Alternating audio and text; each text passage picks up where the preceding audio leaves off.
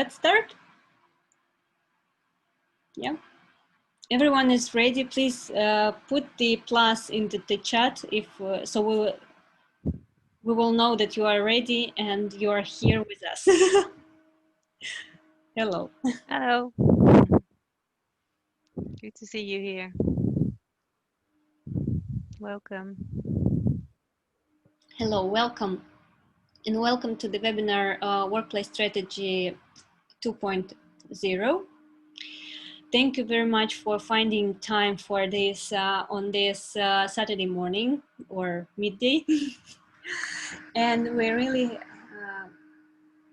hope that this will be helpful for you. Okay, how to manipulate the presentation. Okay, like this.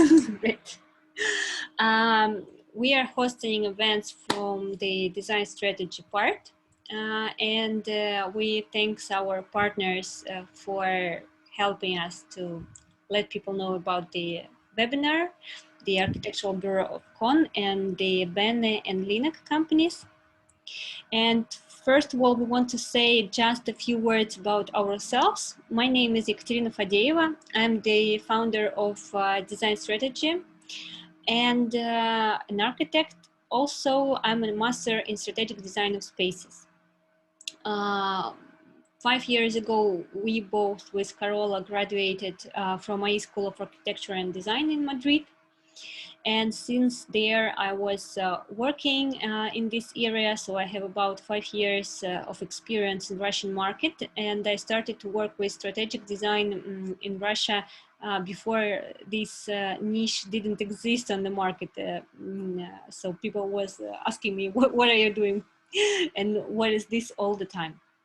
And during that time, I worked with Afcon, with JLR Russia, and I also had an experience working with ICOM Madrid and created lots of design and strategic projects for different companies. Carola? Yeah, sure. So my name is Carola Hop. I live in the Netherlands, and I'm working as an independent workspace consultant right now. I have my own little company called WorkSpace Lab.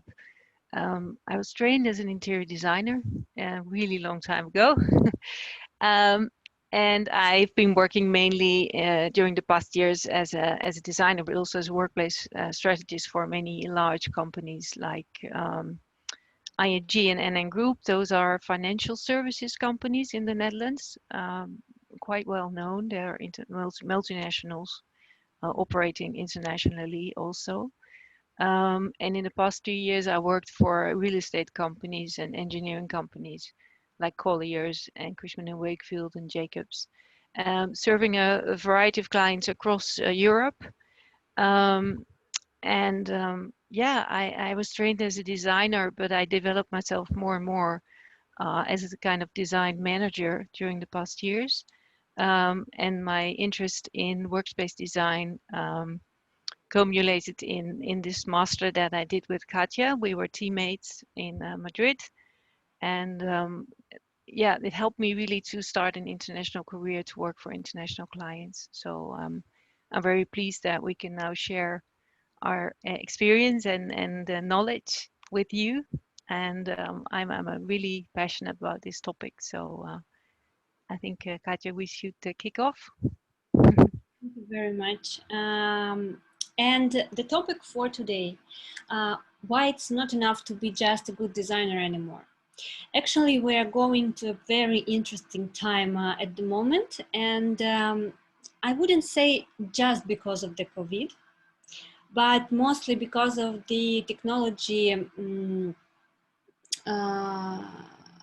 revolution that we had for last 12, 15 or 20 years. But the COVID gave us like a new challenges and show us the new ways of working. And I want to start with the most popular questions after the pandemic that I hear from my clients. And this is, what is the new role of the office actually? And they all asking for help to figure out the new role of their offices after the pandemic. And why it's happening? Because a lot of people understood that they really can work differently. They can work partly remotely, and they also adapted a lot of new habits. So when they are now having the questions how to come back to the office and what kind of office it should be, they a lot of clients are really confused with this question, and they're really struggling for the help from the architects, from the workplace strategists, from the consultants, to help them to figure out the new role for their offices. How and for how long, and in what kind of ways they can adapt the new ways of working. Should they keep the open plan offices? Should they move to the activity-based offices? Should they do more private offices in the workspace, so to separate people from small cabins and so on? And why the modern architects can't reply usually for this question? To understand that, we need to understand how we designed the spaces before the pandemic and what was the regular approach to design. Okay, so I want to show you one of the examples that I really like and show always to my students. This is the office of one of the business incubators that belonged to one of the biggest mobile phone providers in Spain.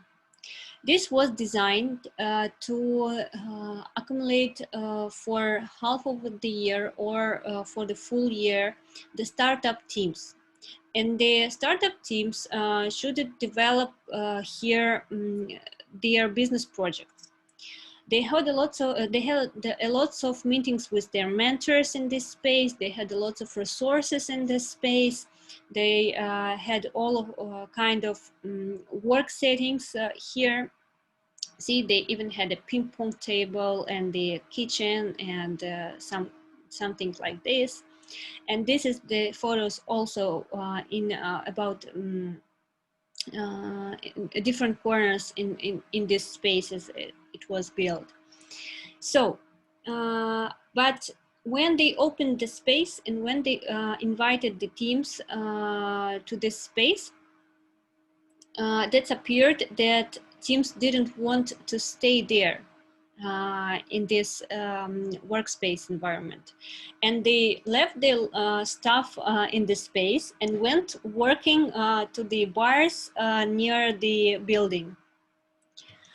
And people who spend a lot of money for this modern design and was hoping to keep the teams as long as it possible inside of the space, because they always organized something for them, and the success of the business development processes and these small startups was connected to how much time do they spend on this space. It was completely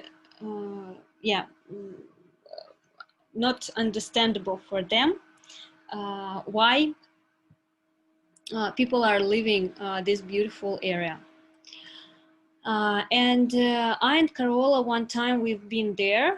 It was actually the case in our master. So we had to do some redevelopment proposals for the space. So we went to this business incubator to just check how it actually works, looks and feels. But first, we will tell you our feelings. We want to ask yours. Just by looking on these pictures, I will show you again, like that one and this one.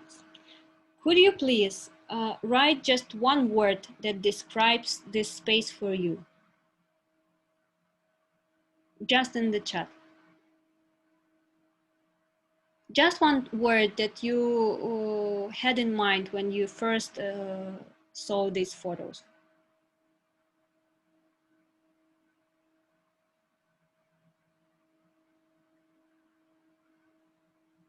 Anyone?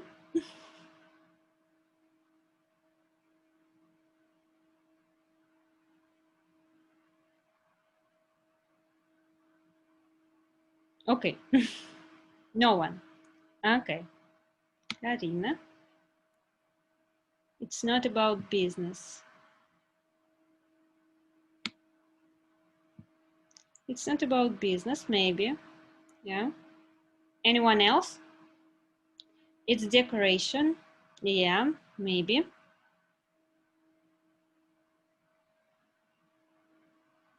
Someone else?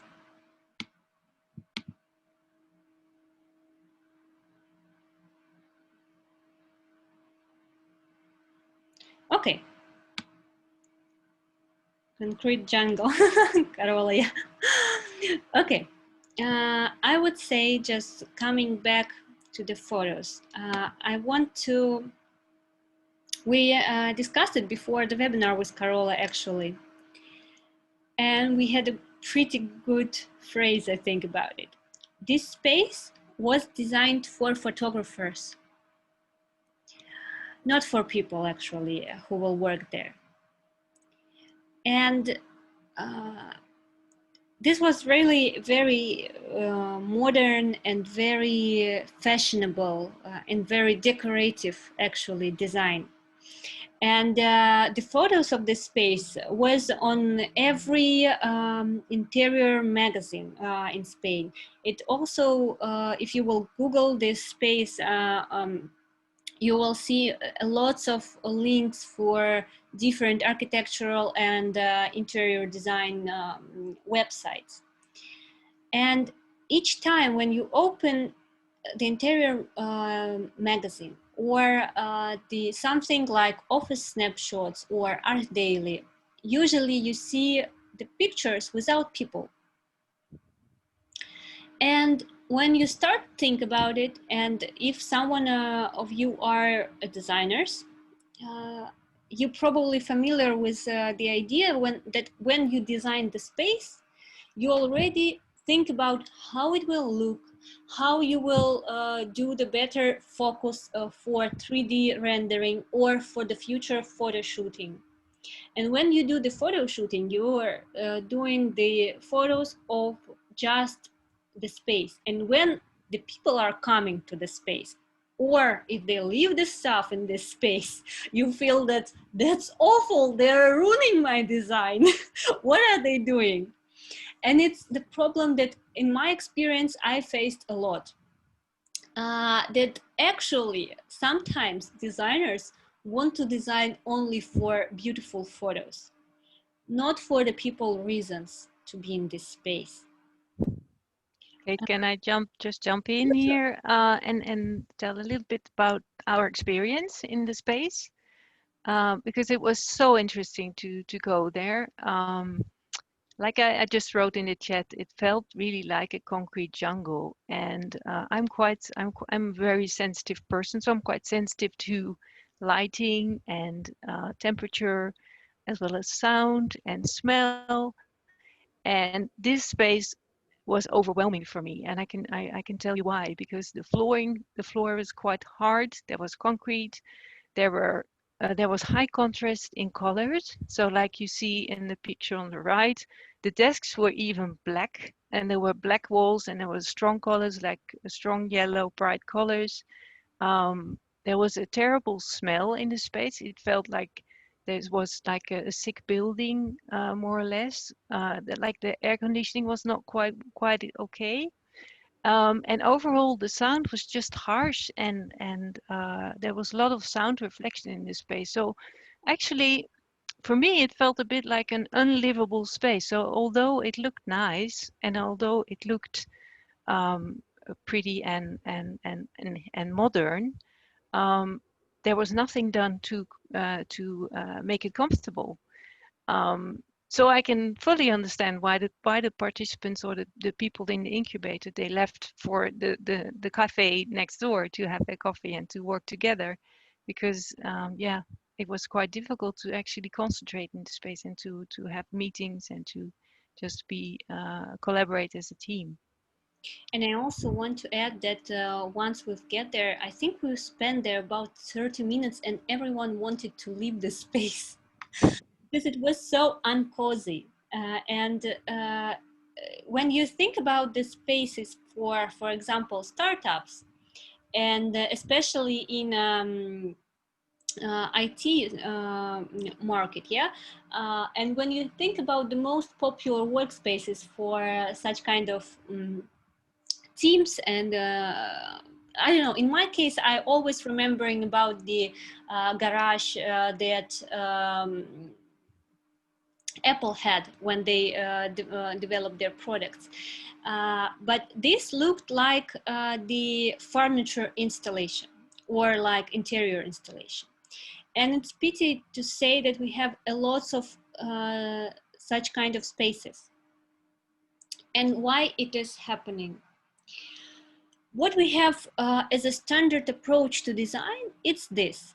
We actually have the task that the designer gets from the client or design brief or something like that. And in the most cases, and not bad cases actually, it's a A4 paper or two A4 papers that describes everything that people want to see in their future workspace. And the designer, by taking this paper, should create the whole concept for the sometimes very big companies that contains hundreds or even thousands of people, create the pictures of this of the future space, and then to help to construct that space. And the final point of the project for the designers is when they constructed the space and when they presented this to the client, and when the client actually moved to the space. And what is the probability that the client will get what he needs in this approach? If we think about that our clients are the businesses who are spending the money for getting the new space, how do you think? What is the probability that the client will get what he needs? You can reply in the chat.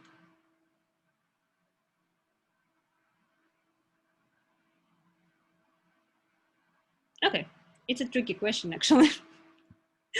It's 50-50 actually. I believe so. That he might get something what he needs and might not. And you never know actually in this approach. But when you think about that, in every workspace project involved like a lots of people, like it's actually influenced the life of all of these hundreds and thousands of people who are working in this space, but it also influenced the work process of the organization, and it costs a lot of money. It costs millions and millions of rubles. And when you think about this, you understand that it's not enough for you to have a 50% probability of having the result that the organization is actually need. It's like when you go into the surgery and your doctor says to you, okay, maybe you will be alive after the surgery and maybe not. Probably you will try to find another approach to your health, or or another doctor, yeah? And why it's happening? Because very often architects doesn't have enough information about the tasks and needs of the client. And sometimes actually architects doesn't want to know them because it's too overwhelming to have this A4 page for the brief is it's okay. It's what designers and architects are used to it. And the second problem is connected with the first one, that sometimes the architects and designers are feeling that they are free creative genius and they always know what is right for their client. I think that everyone had the situation, even I had the situation. It's normal. What I'm saying about these reasons, I want to tell that it's not good or bad. It's just some facts. And sometimes the architects are thinking that when they get this brief, that they already know the solution and they know what will be right for their client. And I also have a lots of cases like when someone are trying to tell you what they really want and it doesn't connect to the way how you see it should be, you go to the conflict. But a lot of architects and designers, they don't want to go to the co-creation process with the client. The third problem that the client himself doesn't know, doesn't realize what problem he really need to solve during the design part. Because sometimes we have a lot of clients who believe that to move to the new workspace, it's like redesign your apartment. It's when you have to just spend a lot of money for making everything looks good and to get a very beautiful picture and new materials and maybe to do some new setup for the settings. But very often the client doesn't know how to go deeper, and they don't understand that actually the space have a very big impact on the behavior of their employees. And if it's impact the behavior of the employees, it's also impact the business processes. And knowing that, you can manipulate the pattern, the behavior pattern in the space. So,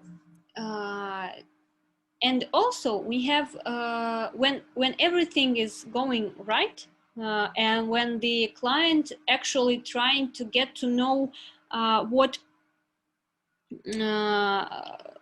are their actual needs, and they do some research by themselves or with their consultants.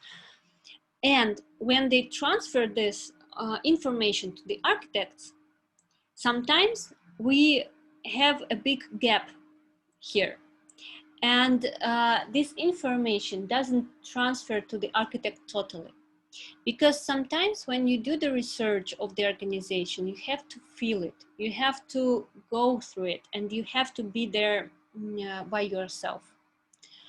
And it's not something tangible that you can write on the paper. And when architects are seeing the big briefs with the research made by the client, very often they say, okay, first 2 pages are interesting, and the second 80, not so much. So I will take only that information that somehow supports the way how I see the space. And the rest, what is not really clear for me or not very attractive for me, I will leave as it is, and I will tell that it's not working in this space. So what we can do to improve this process? We have to understand that actually the process of the design are much larger than we used to see it, like a develop and deliver part. Actually, it starts with the whole research.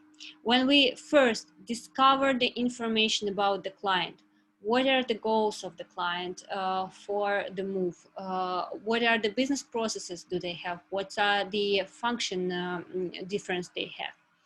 Then we collect, here on this stage we collect a lot of data, and then we have to analyze this data, and it's very important to analyze it correctly.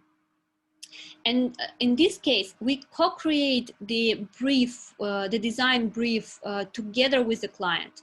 And then we go to the design part. Here, we do the design and develop and deliver stages as we discussed before. And we get the space that's constructed where the client can move actually. But we need to understand that for our clients, the final result, it's not here. It's not the final project. But for our clients, the final result is the new culture of work. It's when all of the employees move to the new workspace and they actually adapted the new rules and new ways of working for this space. And this is the result for the client. And that's why we have two more stages where people, after moving to the space, have to adapt to this first. Then they have to evaluate what do they like, what they don't like, maybe do some improvements. And only that we go to adaptation part, the final part of the adaptation, where people adapt the new ways of working. When they totally understand the rules, and then they form the new culture of work. And I would say that these two stages may be repeating each other all the time. So, then how to collect this data that we are talking about? Because the research part is really important. So to don't jump completely into the solution once you see the brief, but to really go deeper with your client, to understand their needs of the business, to understand the functions of their business and needs of people actually. We won't stop on the how to collect data very precisely at the moment. We will discuss each of the methods of the data collection during the workplace design and strategy course.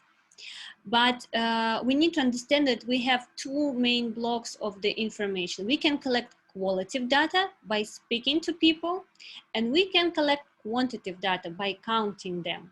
It could be different types of methods. Here on the slide, it's just some of them that we use in our research practices. And what kind of data we are looking for when we do the research? As I already told you, it's a strategic goals of organization. Are they going to do the new products and they want to launch it on the market, or they want to, I don't know, find the better employees and the best talents to their companies, or they want to, for example, change some of the processes and to make the higher collaboration rate for their employees. Also, we need to understand what are the uniqueness of this business, what are the unique functions that they have, what are the unique products that they sell on the market, and how it's influenced their work processes, of course. We need to understand the cultural, what are the culture of this client, and how to, what are the actually words to describe the culture of concrete client, and not by using some branding or not by using some brand books and so on, but by actually feeling this culture. And for example, I had very interesting case when I asked one of, it was the research for one of my clients, and we made the event, the brainstorm session actually for 300 employees. And we separated them for about 15 teams, and we asked them to think about how they see the culture of the company. And it was amazing how close they were in the words that described this culture of this company. And for us, it was a great base for the design, because we actually saw how people feel their company. And very important part in the research, and we spend, I think, most of the time researching exactly this part, it's the people needs. And today we are going to talk exactly about this, how to design spaces, again, not for the photographers, but for people, and how to analyze actually the people needs. We have the 3 levels of comfort for work environment, for employees in the work environment, I would say.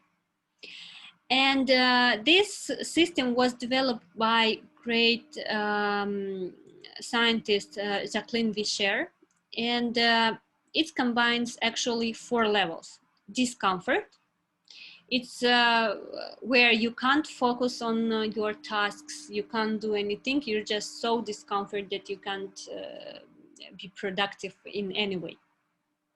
Then the first level that we have to analyze is the physical comfort, and it connects with the physical environment, with acoustics, ergonomics, safety, and all of that.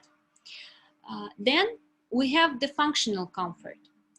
By the way, the physical comfort, when we physically comfortable, when our body feels good, we actually can concentrate on the tasks. It's important. Yeah, it gives us the concentration part. The functional comfort, its ability to perform all of the necessary functions that people do. And it's connected to both the digital tools and any technical tools that we can give to people, and also to some functional areas. We will speak about it a little bit later. And we have psychological comfort. It's when people psychologically feel well, when they feel that they're a part of something, and in this stage, they really can be creative. When they already feel good in terms of the physical comfort, they have all the tools, and then when they psychologically comfortable, then really in this point they can start innovate and create new ideas. And Carola, please continue. Sorry, I was on mute for a minute. Sorry about that. So I wanted to ask you again to write in the chat, if you think about offices or co-working spaces, what do you feel are the most common sources of disruption, distraction, and irritation in the space when you're working in the space? So feel invited to write what you feel when you're working in a space and you're disrupted by, or you're distracted by, or irritated by.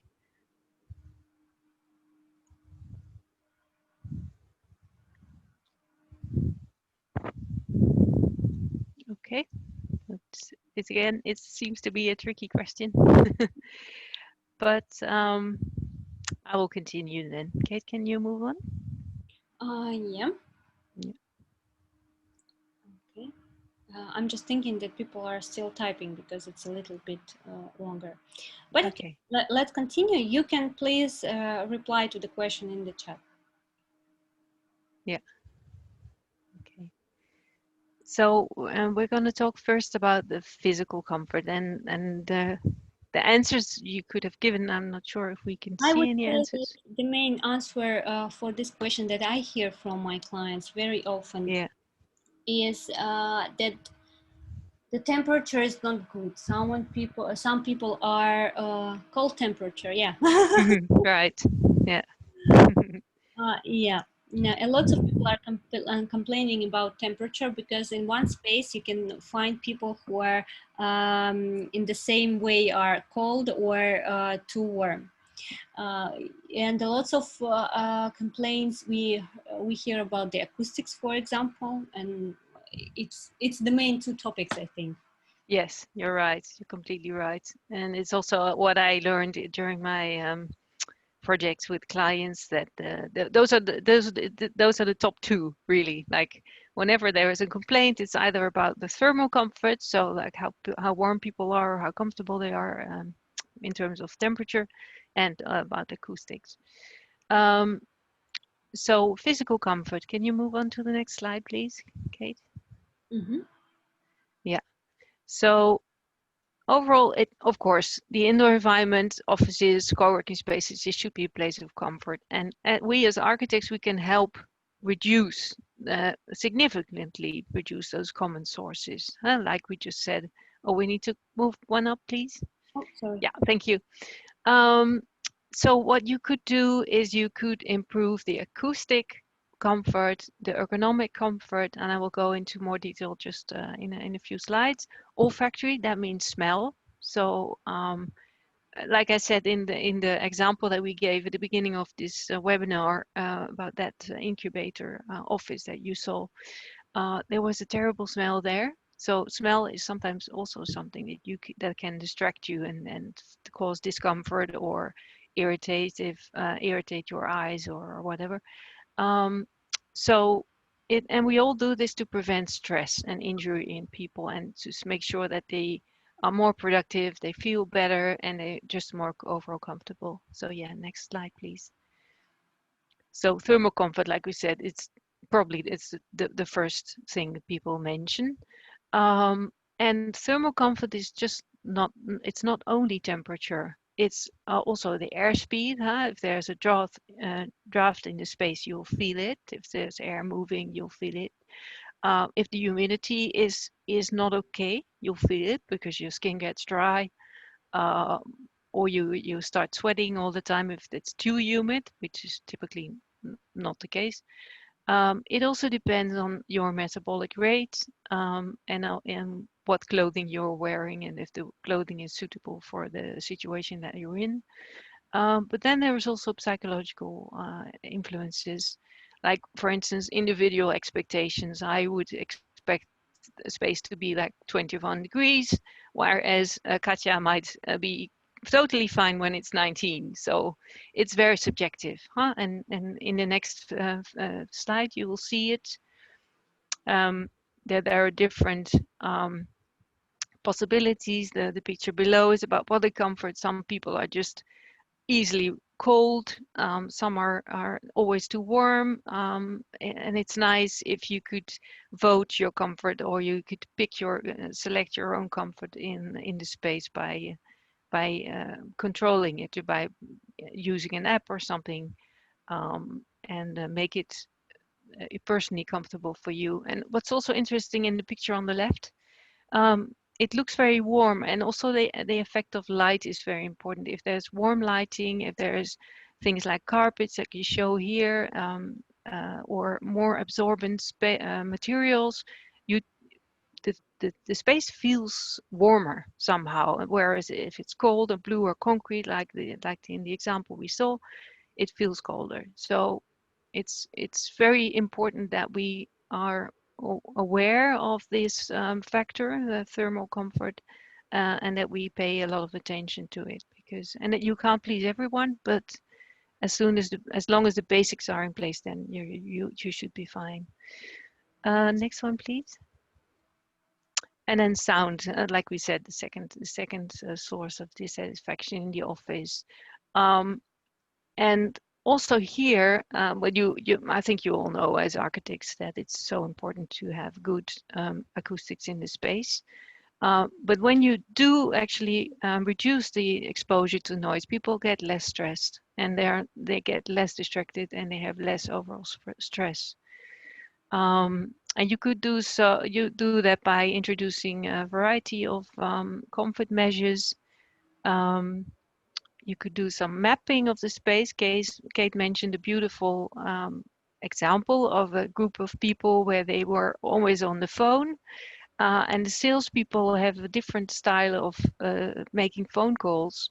And they have a different volume than a group of people who are doing client or customer services, and they spend time on the phone much longer.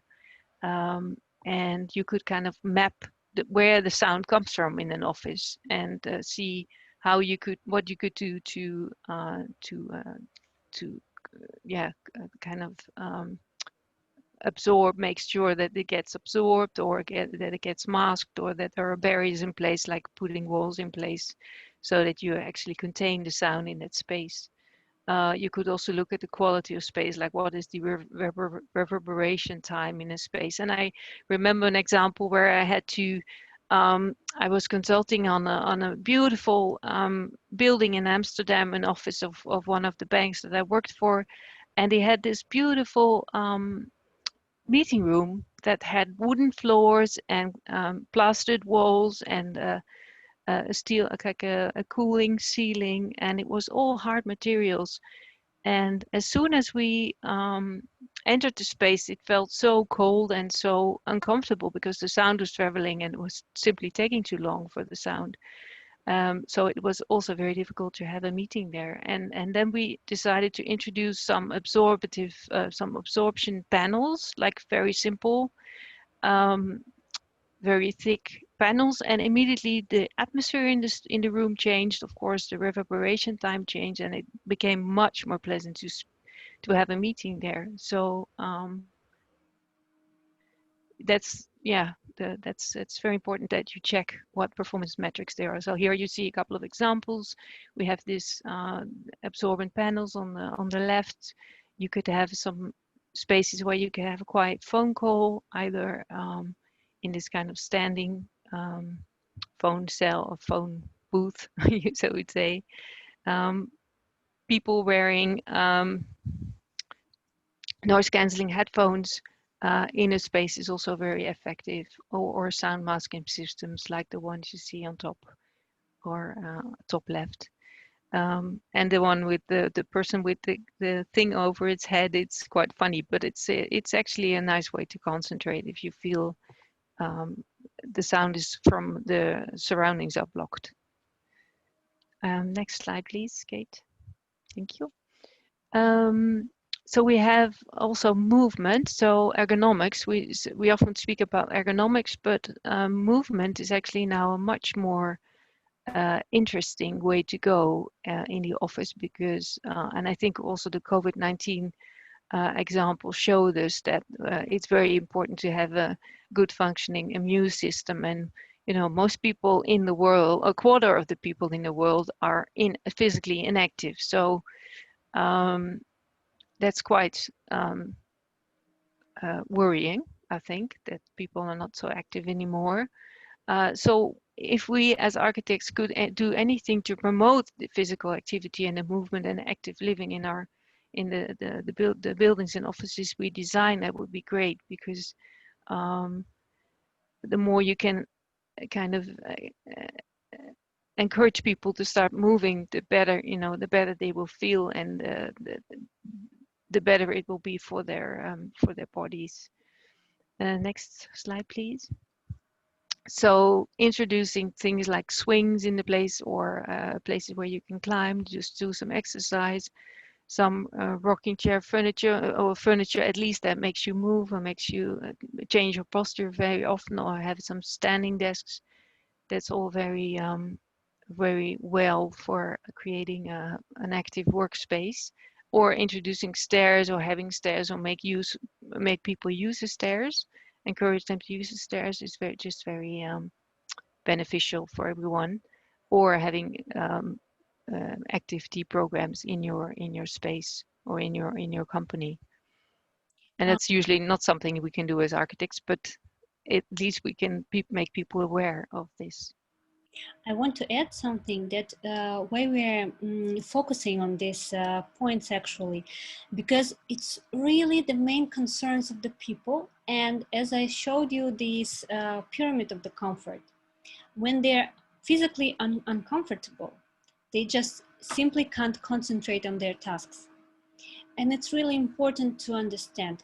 If you will think about the moment when you feel physically uncomfortable, can you do your work well? Just can you do your work? And that's the problem that the architect and the client together, they're not very attentive to this. They think that it's just the tools and just the space and just something that have to be very easily designed. But it really affects human body and human behavior. And even if all architects and designers are really familiar with an ideas of physical comfort in the space, in almost each workspace, I see the problems that people physically uncomfortable. And it's like, how it's happening? I'm always asking myself. And I want to mention that about these 3 points that we discussed with Carola, the temperature, sound, and the movement. The temperature is something that it's sometimes very tricky to affect because you can't please everyone, as Carola said. But you at least can try, first of all. Or you could ask people to bring a sweater, a jumper, something warm to the office. Yeah, something like that. And yeah. Or also, you can affect definitely the sound point of the space to create the space that actually works well in terms of the acoustics and where people works and feels well in terms of this. And in terms of the movement, it's always also connected to the design project. You can create the space that helps people to change their postures if they sit too much, or they can do any additional movement. And as Carola said, I just want to give you an idea that it's actually things that you can and should influence too. Yeah, sorry. I also would say that here we have a big topic about health and safety, especially after the pandemic, but it's quite big topic. So we will discuss it separately next week together with one of my clients.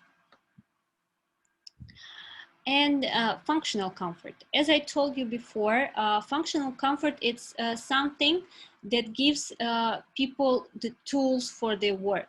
So every employee coming to the workspace has its own function.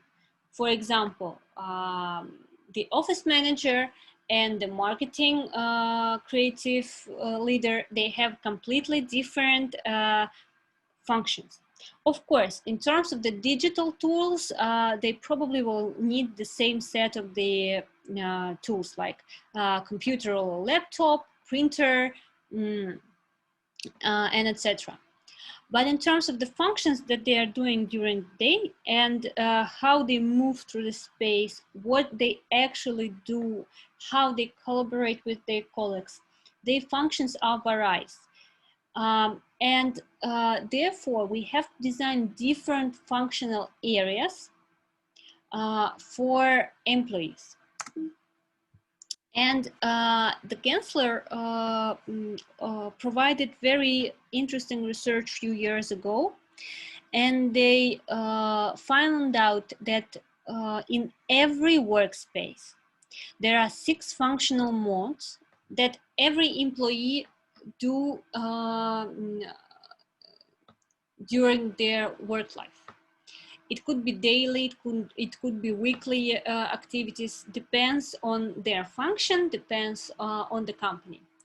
But these 6 activities, they are happening in every office. So what are they? It's the focus work, it's collaborative work and some meetings, it's virtual collaboration, so when you speak by phone, by Skype or video conferences and so on. It's socializing. It's when employees are talking to each other in some informal way. It's learning. It could be learning just when one employee has to learn something, or when they some corporate trainings or something like that. And it's relaxing, so the time when you can actually relax and chill a little bit between your tasks. And what are the important thing about this 6 modes? It's that if we design the space that doesn't contain even the areas, the functional areas, even for one of these modes, all of these 6 activities will happen anyway, but they will happen in the wrong places. For example, if you do not design the spaces for virtual collaboration, people will still do some virtual collaboration, talking by phones, doing some video conferences, but they will do it in the spaces that designed for any other reasons. And in this case, they will be not very comfortable for people who are doing this virtual collaborations, for example, or they will disturb people who are around them. For example, the most common case when people are talking by phones in the corridors or in open plan spaces because they don't have space where they can do this actually. And when we think about these functional modes, we need to understand that the workspace have to include all of these 6 activities and should be ready that that employees are doing these activities actually. Of course, each company are different, and of course the way how much do employees need to focus, or how much employees need to learn or socialize, depends on each company's culture. It also might depend not only on each company's culture, but also from it might vary from the department. And here we need to understand, when we design the areas in the workspace, what kind of activities might happen in these areas. For example, we can have areas for multifunctional activities, or like for example, here, yeah, or here, so we can space for focus close to the space for relax and collaboration, and the space for relax and collaboration are both might work for these 2 activities, relax and collaboration, or even socializing. The space for socializing mainly might sometimes work for focus work. Some places for learning might also work for social events, and so on. But when you design it, you really need to understand what are the balance of these functional activities in your clients' companies, in each department, and to make it actually unique for the number of this kind of spaces for your client. And now we want to do one thing. Could you please prepare any blanket, like just any paper and pen?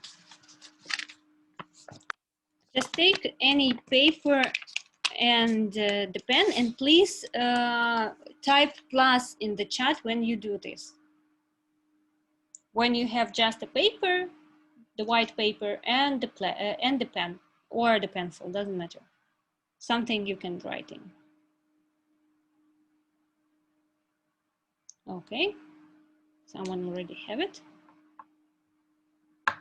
Just everyone. It's very quick tasks that you can also do with your client. Okay, great. Just paper and pen. By the way, you will need 2 pieces of paper. Okay. While we are waiting for the rest, let's give just a minute. Okay, yeah. I'm just checking. Okay, so what we are doing.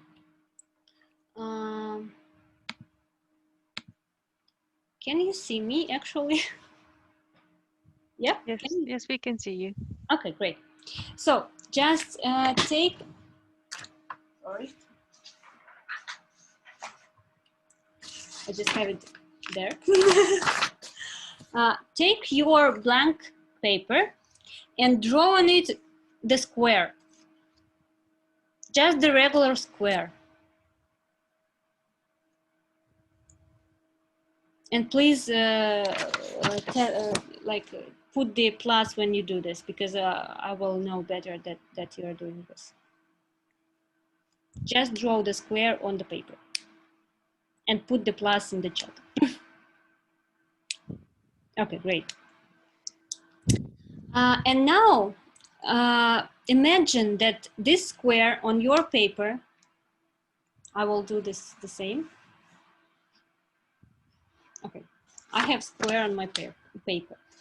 And just imagine that this square is your workspace where you used to work before the COVID. So maybe it was your office where you mainly worked before the COVID, or something like, or maybe it's your home office, or doesn't matter.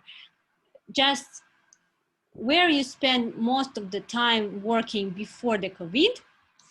And this is the space where you worked before the COVID, inside of this square. So somewhere in this square, you have your work setting, for example, your work setting, yeah, like this. And from this point, how you moved inside or outside of the space. Just draw the few lines, how you moved during your average work day before the COVID. Please write it, like draw it, and put the plus in the chat when you are ready.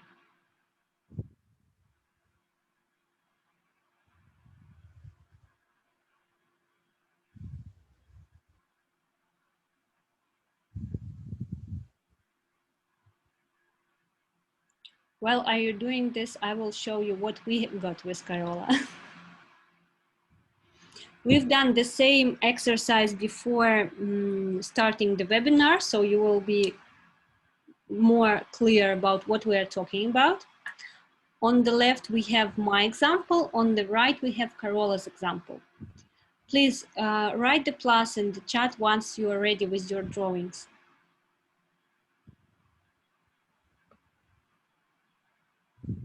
And I will keep talking.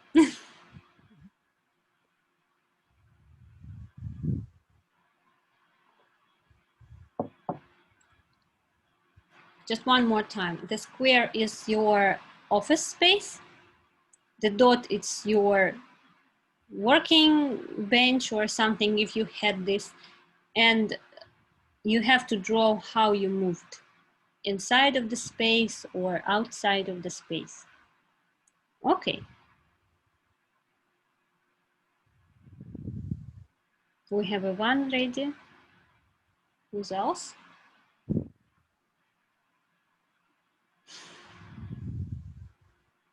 Okay. Once you're ready, just put the plus in the chat. Okay. So that's how I and Carola moved before the COVID. And what actually does it mean? Yeah, that's the good question. um, Yours looks very artsy, Kate. Mine? Oh, yeah, I tried. Yeah, and I actually have 3 squares, and I will explain a little bit because the square on the left, the picture on the right is mine one, and I have I worked from home before the COVID a lot, but I also in the office. And then when I was in the office, I was mostly outside visiting clients, so that's the square outside of the square. And I also have a second home where I sometimes worked from home, but as long as I was home, I didn't move much. I was just home working from home. Yeah, and yours is a bit more freely. You In my moved freely. case, when I used to work in the office before the COVID, I was very often moved a lot just inside of the office. So I collaborated a lot with the employees. I chit chat with on the kitchen, and we had some meetings in the meeting rooms. And of course, I had a meeting with a client outside very often. And actually, this test is very good and very simple tool that you can use, and I propose you to try to use it with your clients when you try to analyze what are the mobility types do they have in the space. These are the system that was invented by Jeremy Myerson in Royal College of Art with his students. And these are the 4 mobility types that were more common in the work spaces. Mobility types, it's the typology of people depending on how they move inside or outside their work environment. And basically, we have 4 of these types. First, it's an anchor. It's the people who are spending 90% of their time are just sitting in front of their computer and doing some concentrate or focus work. Second type, it's the connector type. And it's something what happening inside of the office, but the person in this type have a lot of communications with the colleagues inside of the office. It might has a lot of communications, or it might have a lot of functions that requires different settings. As we spoke before with you about the functional areas. But mostly these persons are staying inside of the office. We have gatherer. It's the person who are 50% of the time in average are spending in the office, and 50% of the time out of the office on the meetings. And in the office, this person sometimes doing some concentrate work, and sometimes doing some collaboration with the colleagues. And we have the last one, it's the navigator type. It's when the person are coming to the office only for meetings or only for small focus work, and then are traveling to the clients, to the meetings, to any other activities. And here, what is important to understand?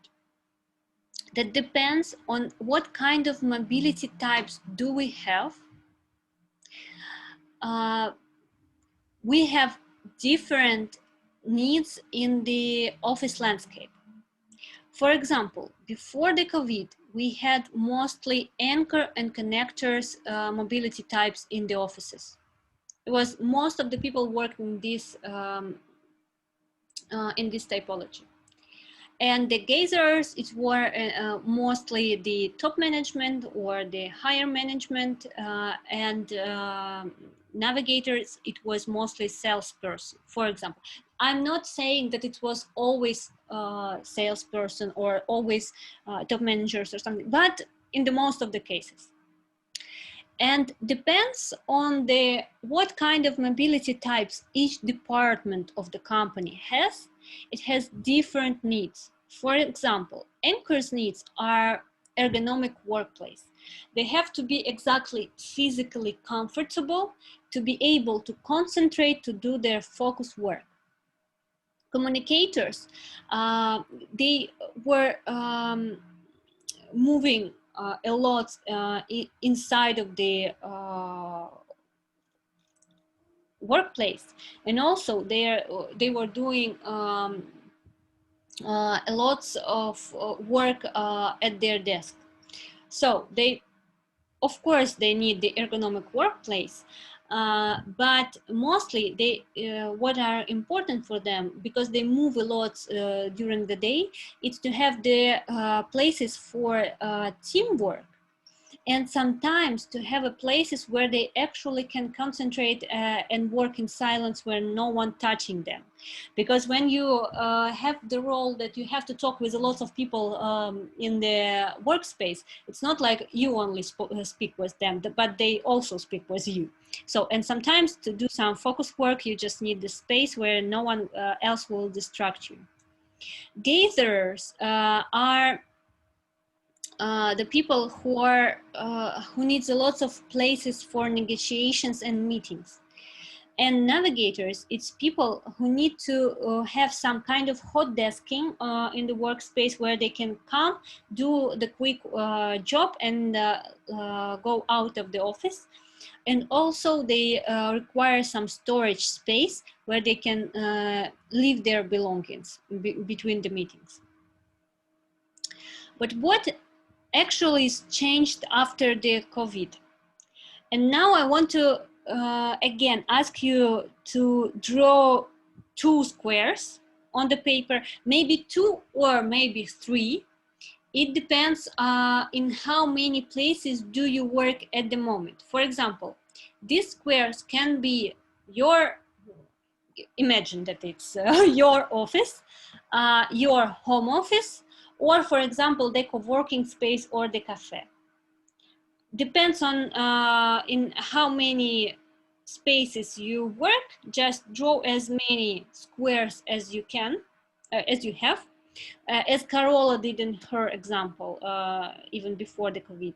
So, and please draw how you move in these squares at the moment.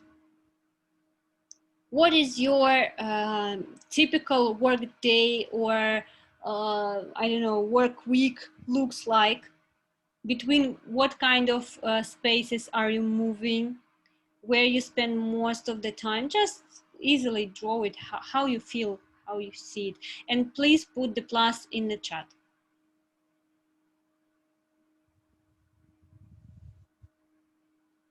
once you are ready. And I will go to the examples that we have with Carola.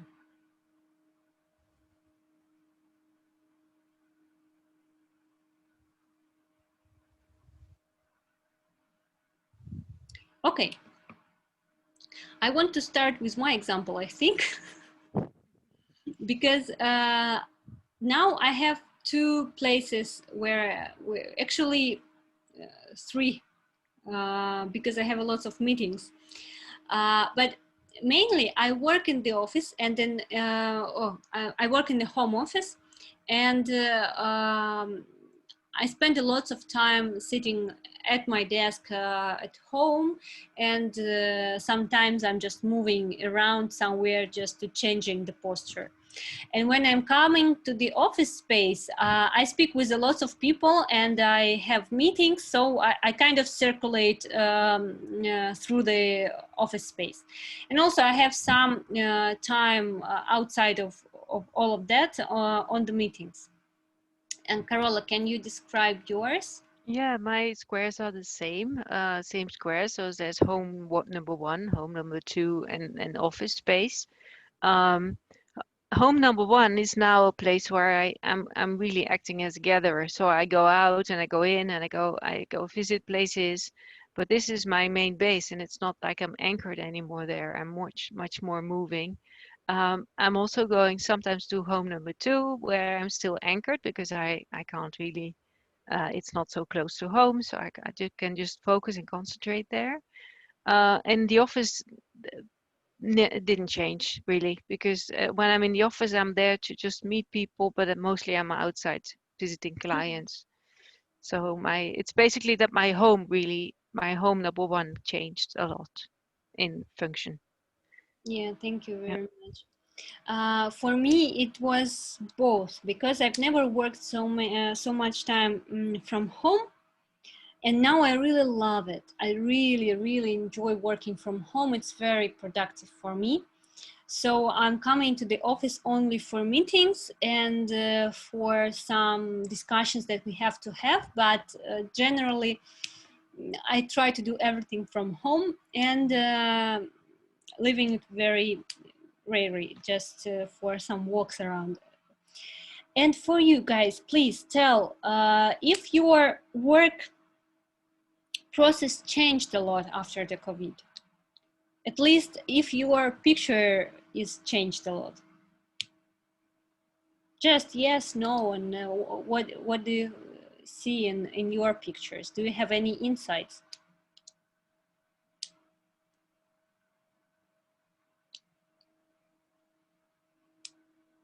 We'll give you just a minute for that. Yes. Okay, one. Much more anchored. Yeah. But are you much more anchored at home or in the office?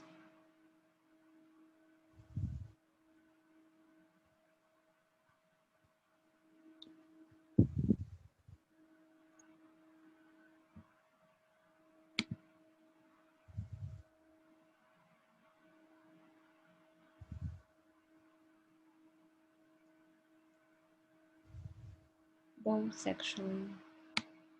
Both actually. Zoom and calls are replacing meetings. Yeah, agree. And it's very interesting because for all of the people, depends on the company, depends on their, I don't know, home settings and so on. It's changed very dramatically, but in the different ways.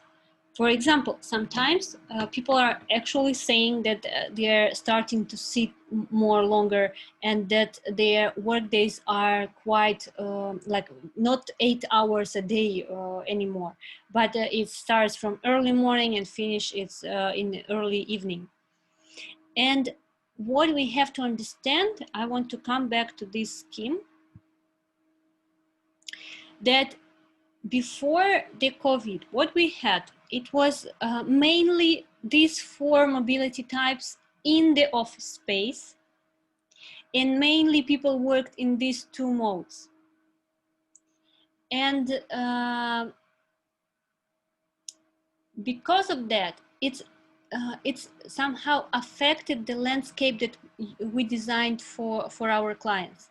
So because these types are perfectly works with open space offices, with some even private offices, and sometimes works with hot desking as well for connectors, with some functional areas for them. But now, except that we have like what we have now, it's that lots of people are learning how to work from home. Their mobility at the moment connects with their home offices, so they spend more time at home. And in terms of the office space, we actually move from these 2 points, from these 2 types to these 2 types. So a lot of people are now coming to the office, but sometimes they're going out to work from home. And what it gives us as a designers and as a strategist, that first of all, we need to understand that people have to have the comfortable work settings at home office to do their anchor job in the home office. And I loved the example that Carola once told me about, that for example, in Holland, lots of companies are sponsoring the home office settings, right, Carola, for employees? Yes, that's right. Yes, and actually in Holland, if you are an employer and you're asking your people to work from home, you have to ensure that they can do the work ergonomically. So you have to provide something at least, or help them by something that's making them work and ergonomically sound. Yes. So like, for instance, monitors, or especially special chairs, you have to provide it, or at least pay a part of it. Mm-hmm. Yeah, Yeah. Olga is writing that my working process before and after the COVID is the same. I began to work at home office years ago. Yeah, see, it's also the great thing, because you already was prepared to what's happened. But when we speak about our clients and about their offices, they weren't so prepared. Because, for example, in my case, when I spoke with the clients before the COVID, and I proposed them some hot desking or some opportunities for home office or something like that, they weren't ready like at all, and they were asking us like, are you crazy? We need at least 5 years to adopt this kind of work. And now they're moving to that. So back to mobility types. Now we need to understand that we actually have not only our office spaces, but also we have an alternative workspaces where work can happen. And it's, for example, the home office, when we can inspire our client to help to ergonomically organize for their employees. But when we speak about the office space, we also need to understand that the mobility types of the people are changing, and it's already changed. But the workspaces that we have at the moment, they are the same as it was before the COVID, because the time of this pandemic at the moment is too short. Yeah.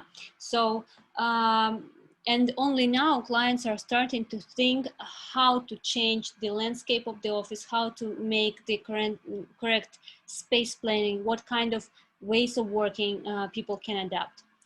And just looking to this very simple tool with mobility, we can understand that depends on the people mobilities in each department. We can understand what kind of spaces do they need. But probably it will completely different from what we had before, because people will come to office rarely, and also they will do different they will be behave differently inside of the space. So they will not be for example, for someone it will be more anchored job, because they will have a lot of Zoom meetings, like Ivan told us that he had it. But for someone it will be more collaborative work, like for me, when you come to the office just to collaborate with your colleagues. And the last but not least, yeah, part is psychological comfort. I would say that it's a whole big topic, and we will speak about this a lot on the course, because it's like the main thing that that's different us as people from the different creatures or robots. It's that an opportunity in our brain to be creative. That we actually, as a human beings, we can be creative, and we can be inspired by something, and we can create new ideas, we can innovate, and we at the moment need to use this creative thinking in our work. And it's some of the skills that lots of companies are required in their employees. And also, it's not only about some creative professionals like architects or designers or marketing or something like that, but if you are inspired with your work in each function, even in accounting, you can do your work much better, and you can be much more productive, and you give much more important result to your company. So it's the huge topic that should be covered, how to create the psychological comfort. But today what we are going to discuss. And I think we will discuss the term that is the most important for lots of clients. It's engagement level of the employees. What is this? For example, before the COVID again, a lot of companies were thinking like the most productive employees are the ones who are spending more of their time at their desks or in the office environment. So if we control that they're inside of the office space, then probably they do more than the rest of the employees who are leaving earlier, for example. I think you met some clients like this. I met them a lot. But now when we see that the mobility of people are changing, they're coming to office and in a different way, and they also work from home at the moment, and they will continue doing this because the society is changing at the moment. And now how we can understand who are the most who gives the biggest results to the company. It's the people who are mostly engaged, who have high engagement level in their work. And here you see the numbers, the average numbers that companies very often has. Like only 20 to 30% of employees almost in each company are engaged with what they are doing. 50% of the people are not engaged, and 90% of people are actively disengaged. Who are those people, simply speaking? People who are actively disengaged are probably the managers who are playing poker or any other games or spending a lot of time in their social networks, not just to recharge themselves, just because they're so boring of the work they are doing. People who are not engaged, they take some tasks from their managers, they do their tasks, sometimes good, sometimes not really good, but they're trying to do it because they get the salary after they do the some results. And they're feeling that they're totally free. They don't want to engage in any other processes or to take any kind of initiative. And only these 20 to 30% of employees are actually asking and seeking for additional initiatives. They are very loyal, they committed to their company, they want to keep working there as much as possible, they want to give additional value to this company. And you probably know that exactly this kind of people are giving the more profit to the company. And now, when we can't control how many time people spend in their offices, we need to start think how we can engage more people and how we can do more of the employees more loyal and more committed to the results that the company is doing.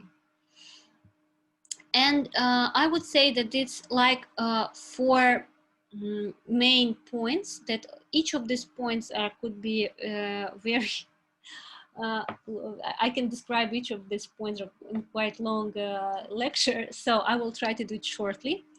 That engagement level sometimes connected to the first sense of control, that the people feel that they can control what is happening in their lives. What kind of tasks they can take, can they do something additional what they're interested in, or they have to do only what they have in their KPI.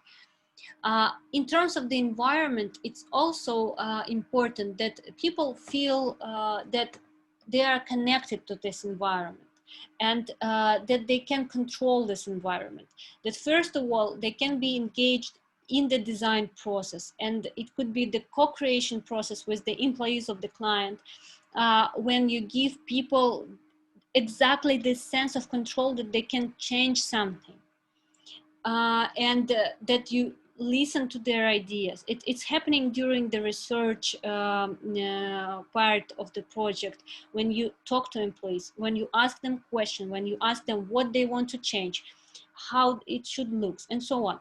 And when it's already the built environment, it should be something that people can easily move. For example, if they don't like how the armchair is placed, they can easily move, and their managers won't be angry about it, you know. So the second point is for people to feeling that they are a part of something, that they are part of community, or they are part of company. And it connects somehow with the third feeling, that people are feeling that they can impact the result of the company. Because sometimes people are doing some tasks very just repeatedly, doing some tasks from the managers, doing this, and they don't see the result, that exactly their work affects someone's life, that it's somehow changed the world in the big picture, yeah, but in this small picture it's somehow changed for the best results of the company they're working for. And when we speak about these 2 points, being a part of community and feel their impact on the result of the company, it's also very important to have to keep this corporate culture together, you know. And of course, the fourth point, it's the stress level. Because people can't be creative, they can't be collaborative when they're stressed. So our goal is to make the stress level lower as much as it's possible, so people will be able to relax, to think, and to create something. And they will also naturally need to talk to something, to collaborate to someone. And you know, it's a funny example. For example, how to lower the stress level. Sometimes it could be the meditation room in the workspace. Sometimes it could be some very soft, relaxed sofa area, you know, or massage armchair. Or it could be even, for example, for one client, we proposed this and we almost done it, but there was some yeah challenges with that. Maybe you know, it's a Japanese idea to use cats or any other animals in the workplace, yeah, because when the human are highly stressed, and when they kind of have any relationships with the animals, especially with cats or with dogs, the stress level is going down very, very fast. So that's why we have now lots of offices that allow to bring their to bring animals into the office spaces, or even some offices where people just having their corporate cat or few cats, you know, so instead of the psychologist, you know. And yeah, that's all for engagement, but just in short, Carola. Yeah, so we've all been working from home during this pandemic, and research has shown that it's, for most people, team collaboration hasn't really gone down during this time, because we all have the tools, the digital tools to collaborate. But on the more personal level, people are missing the contact with the colleagues. So social communications are very important. So even in this time, or especially in this time, and we need we as employees, we need to bond with each other. And here you see a result from a research that Cushman and Wakefield did about the top drivers of colleagues bonding. And like Kate already said, the cultural connection, or the connection you feel to your company is very important. But you also, people tend to want to come to the office to learn from each other, to be together, to learn from each other. You can, of course, do this virtually, but sometimes it's better to meet people face to face. And when people bond and feel part of it, of a community, they do their best work, typically. And they want to belong to a team. You want to see each other face to face. So yes, bonding will be important. We cannot just move everyone to their home office and not have a workplace, I think, anymore, or a place where you come together. And that's what we really want to stress, that we create places for people to bond with each other. And we hope this has been interesting for you, the past, yeah. And just in terms of this slide, that lots of people are asking at the moment, like not people, clients mainly. Of course, they're people, but still, they're asking, should we push our employees to come back to the office, or should we leave them all on the home office, for example, because the remote work surprisingly was very successful for us. And I think, it's my personal opinion, that of course people have to come back to the office. Of course it would be different office, and it's what where we started. We have to define this new role of the office together with the client, together with your social community, with your professional community, with your clients community and their employees. We have to design this new role of the office. But the office is really important thing for this bonding part, for people to have an opportunity to bond not only with each other, but with the corporate culture, and to feel that the person is actually bigger than just one person, but it's the part of something, and it affects the results of the company. So that's why I believe that people will have to come back to the office, but just in a little bit different way. Yes, totally agree with you, Kate. Yeah, please. So yeah, so we hope this that what we've discussed in the past 1.5 hours, we hope it's been interesting for you. And we could talk much longer, much more, which we will do in the course. We will go much deeper into the workplace and design and strategy in our course, where we go into all the topics and provide some tools for workplace strategy research. But yeah, Kate will tell you a bit about the contents of the course. Yeah, first of all, I want to thank you all for coming to the webinar. It was the first webinar for us with Carola, so we were really nervous. Just we had 2 tests before the webinar, and my computer collapsed both of the times, so I was really nervous that it will happen during the translation, but hopefully and thankfully everything is fine.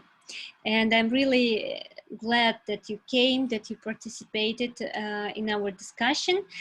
Now I will speak about the course, why we decided to do this, and what it is about. So if anyone is very bored with this information, we will not judge you if you will leave. So, but if you're interested, please stay for 5 more minutes. I think, first of all, I would like to ask Carola, what do you think are the value of this course for people? So later I will switch to Russian. Yes, for sure. Well, in the course, we aim to give you an in-depth insight in workplace strategy and how to interact with your client and what tools to use to set up a decent research and analysis so that you can actually be of more added value to your client. So it's really going to collaborating with the client, co-creating with the client to get to design, to help the client decide and design on what they really need and to discover what they really need. So you will go one step further with your client with the tools you're using. And this kind of a new profession in Russia, I understand workplace strategy. So as a designer, you will be really of added value to what your client is looking for, especially after this pandemic. Yeah, thank you very much, Carola, and thank you for taking the part of in this course. I'm happy to do it with you. I will switch to Russian, so it will be easier and faster and not so stressful. Yeah. Thank you. Друзья, спасибо вам еще раз огромное уже на русском, что всем, кто дослушал до этого момента. Итак, курс Workplace Design and Strategy. На самом деле, чему мы будем учить на курсе, это как раз-таки именно новому типу мышления. Вот тому, о чем я говорила в самом начале вебинара, когда мы начинаем проектировать не для фотографов, а для людей и для бизнесов. И для того, чтобы это делать, нужно действительно научиться мыслить немножко по-другому. Нужно освоить больше инструментов. И на самом деле задача этого курса — научить вас создавать пространства, ориентированные на потребности людей, которые там будут работать, и на потребности бизнеса в совместном процессе с вашим клиентом, чтобы как раз-таки вот этот вот sense of control, о котором мы говорили, да, и вот этот engagement, чтобы они росли уже в течение подготовки людей к этому проекту. И курс на самом деле уникальный. Единственная программа, которая я знаю, что обучает дизайн-стратегии и вообще стратегическому подходу к дизайну, это та программа, которую мы заканчивали с Каролой в Испании. Сейчас раньше она была в смешанном формате, сейчас это полноценное обучение годовое, когда вам нужно находиться непосредственно в Мадриде. Здесь же будет курс трехмесячный, максимально глубокий. Я также уже 2 года читаю этот курс в Британской высшей школе дизайна у нас здесь, в Москве. Но почему я захотела сделать отдельный онлайн-курс, почему мы вместе с Каролой стали это делать? Потому что очень хочется, чтобы в этом курсе были люди с разным бэкграундом. Не только дизайнеры и архитекторы, и они, конечно, в первую очередь, да, но и, возможно, это могут быть представители клиента, возможно, это могут быть люди, которые занимаются консультированием в сфере организации рабочего пространства, те, кто плотно работает с коммерческими интерьерами, например, представители мебельных компаний, да, то есть чтобы эти люди в том числе могли поделиться своим видением мира, да, вот все вот эти вот профессии, да, у них у всех есть своя методология, и когда вы работаете в мультифункциональных командах, есть возможность увидеть то, как мыслят другие. Это очень сильно расширяет наше сознание и позволяет нам находить новые методы работы. И, соответственно, в течение самого курса вы будете в этих командах, ну, будущие студенты будут в этих командах работать и получать не только там теоретические знания, но у нас будет очень много практических инструментов, которые нужно будет сразу перекладывать на практику и, соответственно, создавать концепции для конкретных кейсов. Мы будем делать и тесты, исследования, и планировочные решения, и концептуальные стилистические решения для рабочих пространств. У нас будет 2 большие презентации в течение курса. Сейчас я дальше про программу подробнее расскажу, где будет возможность показать, чему вы научились, получить фидбэк. Мы с Каролой будем постоянно вместе с вами, отвечая на все ваши вопросы и передавая весь тот опыт и знания, которые у нас есть. Хочу сказать сразу, что та информация, которую мы кладем в этот курс, она уникальная. Часть методик, в принципе, кроме как в корпоративных каких-то, не знаю, брошюрах, да, тех компаний, которые их там внедряют уже в работу, и часть этих методик, в принципе, больше нигде нет, вы нигде про них в открытых ресурсах не прочитаете. Часть информации приходит просто из опыта работы, да, я уже говорила, что у меня 5 лет опыта работы на рынке в России, у Каролы 20 лет опыта работы на рынке в Голландии, плюс мы будем очень детально обсуждать различные типы планирования офисов, да, и как вообще переводить клиента с вот этого вот понимания стандартного офиса, где есть много кабинетов, или это open space с фиксированными рабочими местами, когда мы контролируем сотрудников и сколько времени они проводят в офисе, на новые типы работы, да, на hot desking, на activity-based working, на то, чтобы анализировать вот эти вот как раз типы мобильности, по которым мы с вами сегодня быстро пробежались. У Каролы в этом огромный опыт, и поэтому для меня очень ценно, что мы делаем это вместе, потому что она вместе со своими клиентами на протяжении 15 последних лет уже это прошла. Вот, соответственно, программа курса будет состоять из 3 блоков. Первый блок – это двухнедельный живой интенсив в Москве. Он будет проходить в офисе архитектурного бюро «Авкон». И, соответственно, задача этого интенсива – максимально понять и протестировать уже на себе вживую то, о чем мы будем говорить весь оставшийся курс. И на самом деле здесь мы будем делать 2 очень важные практики. Первое – это интенсивный тренинг по искусству презентации, то есть мы будем учиться делать классные презентации и хорошо их рассказывать. Потому что очень часто именно здесь проваливается большинство проектов. Может быть, очень крутой проект, но абсолютно ужасная презентация. Мы хотим сделать это вживую, чтобы люди действительно научились вот этому навыку, и это будет вот на протяжении этого живого интенсива. Плюс здесь мы с вами протестируем несколько методик по дизайн-мышлению, которые важно протестировать именно вживую. Мы долго думали, делать этот 2-дневный живой интенсив или нет, но поняли, что это очень ценно будет для студентов курса, потому что у всех будет возможность вживую познакомиться. Мы узнаем, как вы мыслите, вы посмотрите и присмотритесь к своим коллегам по курсу, и в завершении этого 2-дневного интенсива мы уже распределим вас по рабочим группам. В течение следующих 3 месяцев вся работа будет происходить именно в этих рабочих группах, поэтому нам очень хочется, чтобы вы вот вживую познакомились. Дальше у нас идет 2 онлайн-модуля.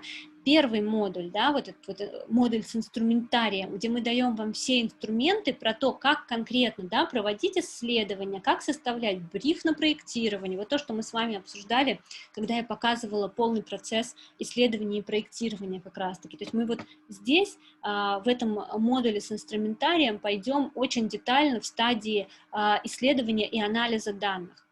И мы очень структурно будем давать вам всю информацию, чтобы она у вас так по полочкам прям разложилась, и в том числе, чтобы частично вы могли сразу ее затестить на том кейсе, который вы будете разрабатывать к завершению 2-го модуля, вот этого модуля инструментарий. То есть вот по завершении этого модуля у нас с вами будет первая презентация команд, где вы будете презентовать кейс, над которым работали в течение 1,5 месяцев, и получите определенную обратную связь на этот кейс. И 3-й модуль будет посвящен дизайну, ориентированному на человека, и я бы сказала, в том числе на бизнес, да, как бы с точки зрения всяких различных планировочных офисных систем и как они влияют на бизнес-процессы. Мы будем говорить о таком понятии, как well-being, о таком понятии как раз-таки, как вот психологический комфорт. Мы максимально раскроем эту тему именно в этом модуле. Поговорим про диджитал-среду, да, как она сейчас влияет, как меняется, какие есть инструменты. Поговорим про процесс управления изменениями, да, в течение дизайн-проекта, как людей подготовить к изменениям их будущего рабочего пространства и вот к этой вот новой культуре работы, о которой мы говорили, да, тоже в начале вебинара. Вот, то есть это такой прям полный экскурс в эти все 6 этапов, которые я вам показывала, входящие в дизайн, исследования, да, рабочего пространства, когда вы сможете понять, что включено в каждую из этих стадий, с чего нужно начинать проект, какую ценность это дает при дизайне, и дальше уже, соответственно, как заканчивать проект так, чтобы клиент в итоге оказался доволен, счастлив, понял, что это именно его рабочее пространство и захотел к вам возвращаться. Вот, соответственно, онлайн-обучение будет происходить следующим образом. У нас будет одна 3-часовая еженедельная сессия с вами. На этой сессии мы будем давать с Каролой частично какой-то теоретический материал, и дальше каждая команда будет презентовать результаты своей работы. И плюс у нас будет с вами закрытая Facebook-группа, где мы будем выкладывать с Каролой теоретические материалы дополнительные каждую неделю, которые вы сможете просто прослушать в удобное для вас время. Стоимость курса. У нас есть 2 сейчас пакета курса, они вот на данный момент их стоимость такая, да, то есть у нас есть оптимальный пакет, это именно сам курс, вот все, что я вам описала, все сюда включено, и он стоит 69 900, ну, 70 тысяч рублей по факту. Соответственно, можно оплачивать стоимость полностью, можно брать рассрочку и платить в течение 3 месяцев. И у нас есть премиум-пакет. Чем он отличается? Тем, что здесь после курса мы с Каролой будем за вами следить. То есть это такой пакет с индивидуальной поддержкой, да, если вы хотите не просто научиться что-то делать, да, но и дальше уже пойти внедрять это в свои проекты, и вам важно, чтобы мы вам давали обратную связь конкретно по вашим проектам, чтобы, например, мы с вами там регулярно встречались на протяжении, то есть у нас здесь 2 есть активности, это участие в мастер-майнд-группах, которую я буду курировать, она идет 3 месяца, и это такая в небольшой группе до там 6 человек работа, когда я каждые 2 недели с вами вместе, вы рассказываете, к чему вы пришли, какие задачи у вас есть, и мы смотрим, как их можно решить. И плюс здесь включены 2 индивидуальные сессии с разбором ваших личных рабочих кейсов со мной и с Каролой. Вот, для тех, кто дожил до этого момента, и для тех, кто дошел до нашего сегодняшнего вебинара, мы хотим сделать вот такой небольшой подарок. Это скидка на курс 10%. Соответственно, оптимальный пакет по этой скидке будет стоить 63 тысячи рублей, пакет премиум будет стоить 81 тысячу рублей. Единственное условие, по которому вы можете получить эту скидку, всем, кто зарегистрировался на сегодняшний вебинар, придут письма с записью вебинара, и с вопросом, хотите ли вы идти на курс, если да, то, соответственно, на какой из тарифов, и вам нужно будет внести предоплату в размере 10 тысяч рублей до вечера понедельника. То есть понедельник — это у нас 14 сентября. До 14 сентября вечера вам нужно внести предоплату 10 тысяч рублей, забронировать себе место на курсе, и вы его бронируете именно по этой цене. Если вы до вечера понедельника не успеваете, то, соответственно, вы также можете присоединиться к курсу, но по оригинальной стоимости. Сразу скажу, на следующей неделе, со вторника, стоимость курса будет повышаться. Вот. Ну и спасибо вам огромное. Если у вас сейчас есть какие-то вопросы, то мы можем, да, на них ответить. Мы будем рады всегда там ответить. Вы можете спокойно писать в директ. И да, так, теперь чат.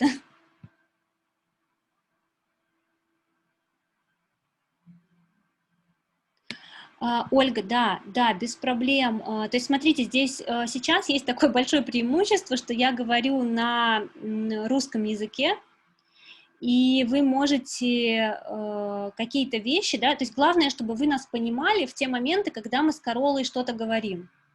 Вот. И этого уровня языка будет вполне достаточно для того, чтобы прийти на курс. Потому что, как бы, вы можете, если вдруг что, формулировать какие-то вещи на русском, я их буду там либо самостоятельно вам отвечать, либо буду переводить их к Кароле, чтобы, да, она могла на это ответить. То есть здесь есть такой меня-фактор, вроде как бы еще и частично переводчика. Поэтому мы с радостью вас возьмем. Опять-таки, мы пришлем всем, кто зарегистрировался, письма, и вам нужно будет в ответ на это письмо просто написать, на какой тариф вы хотите пойти. Carola, are you here? Yes, I'm still here. Yes. Yeah, sure. I'm sorry. Just it's really less stressed for me. Because yeah, guys, I really thank you.